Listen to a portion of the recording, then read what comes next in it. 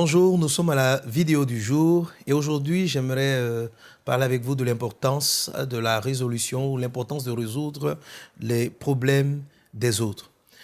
Dans ce monde, on est souvent confronté à nos propres défis, nos propres challenges sociaux, spirituels, matériels, financiers. En fait, on est confronté à un ensemble de difficultés qui souvent assaillent notre esprit et qui nous privent de regarder quelquefois aux problèmes que peuvent rencontrer les personnes autour de nous. On se dit souvent, il faut que j'apprenne à résoudre moi-même, à résoudre d'abord les miens avant de m'occuper de ceux des autres. Ce n'est pas vraiment une bonne attitude. Je ne dis pas qu'il ne faut pas résoudre ces problèmes, mais il faut savoir que vous préoccuper des autres et essayer de résoudre leurs difficultés est déterminant pour vous conduire vers votre destinée, pour vous ouvrir des portes et pour vous conduire à réaliser surtout vraiment votre destin et votre mission sur la terre. Prenons pour exemple, pour illustration, la vie de David. Vous savez, dans le livre de Samuel 17, il est parlé de David dans le fait qu'il ait terrassé Goliath. Mais David, qui est-il avant de terrasser Goliath? Il est un jeune homme qui a reçu la prophétie de Samuel selon laquelle Dieu l'avait choisi pour être le roi d'Israël. Mais un élément ou bien un événement qui va marquer le processus vers cette royauté, c'est-à-dire vers sa destinée, vers la promesse de sa vie, ça a été le fait qu'il tue Goliath. Cet événement-là va l'introduire dans le palais royal. La Bible dit, si tu vois un homme qui est habile dans son ouvrage, il s'assoit auprès des rois. Et David va tuer Goliath. Mais qui est Goliath? Goliath n'était pas un adversaire qui s'opposait directement à David. Goliath n'était pas un combattant contre la vie de David. Goliath agressait Israël, Saül. Et David n'était même pas sur le champ de bataille.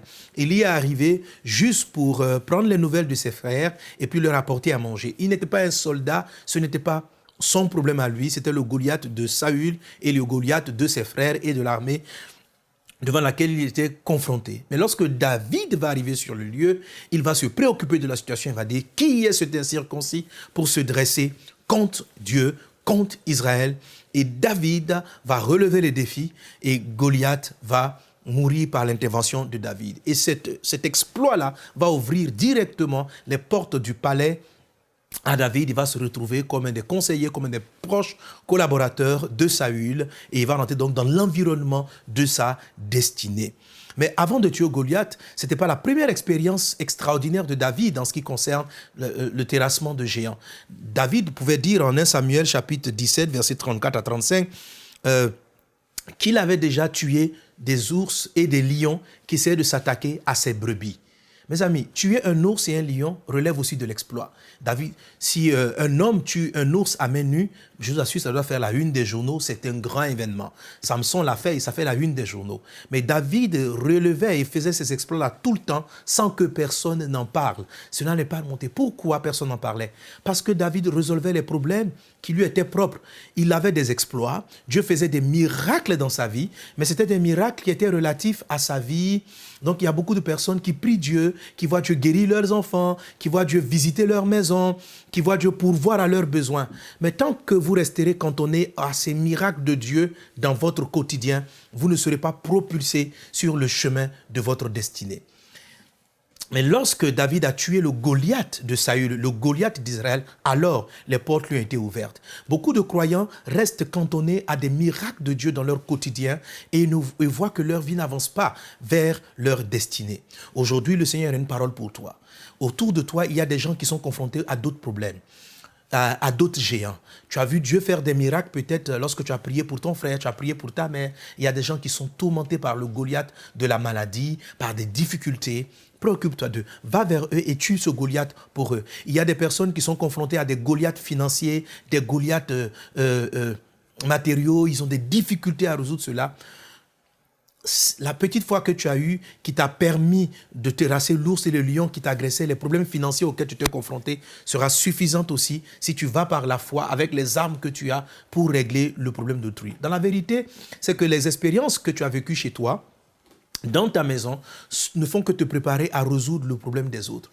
Connais-tu une personne aujourd'hui qui s'est enrichie, qui dirige une grande société ou un héros qui est devenu héros simplement parce qu'il a résolu ses propres problèmes?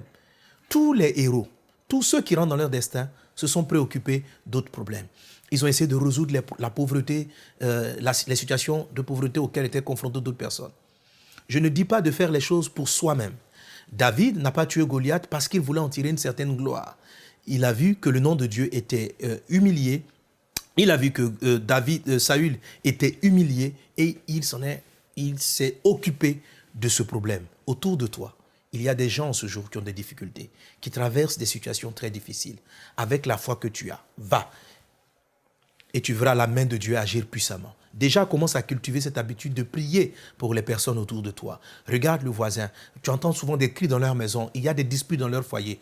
Pourquoi ne prierais-tu pas pour eux? Pourquoi ne commencerais-tu pas à intercéder le Seigneur pour que Dieu résolve leurs problèmes?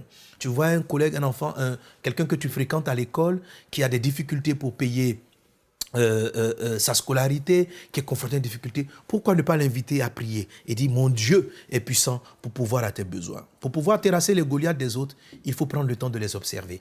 Il faut prendre le temps de s'occuper, de se déplacer de sa position et d'aller vers les gens pour apporter un service. Que ce cœur-là ne te quitte pas. Garde-le, occupe-toi des gens, pense à eux, prie pour eux et tu verras que le Seigneur t'a donné la capacité de résoudre leurs problèmes. Et c'est en cultivant ce type d'attitude que tu seras propulsé vers ton destin, que les gens vont commencer à te solliciter, ils vont commencer à t'appeler pour bénéficier de la grâce, de l'expertise, des dons que le Seigneur a déposés en toi. Que Dieu vous bénisse abondamment, que cette parole apporte du fruit dans ta vie. Et puis, à très bientôt pour une autre vidéo du jour. Amen. Pour aller plus en profondeur, vous pouvez lire et télécharger la version complète de cette pensée du jour sur le site enseigne-moi.com.